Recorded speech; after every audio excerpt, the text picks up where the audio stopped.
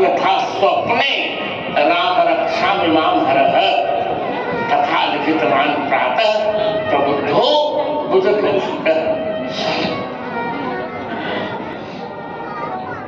शिव जी ने सपने में कहा तुम अयोध्या जाओ, चक्रवर्ती जिसे राम जी को मांगो।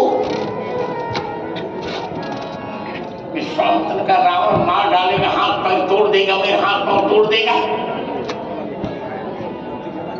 तब कहा कि चिंता मत करो, रावण की कितनी भुजाएं हैं?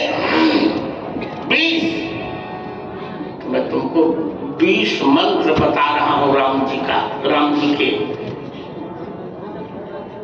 उन्हीं मंत्रों के बल पर रावण की 20 भुजाएं तुम पर कोई प्रभाव नहीं डालेंगे।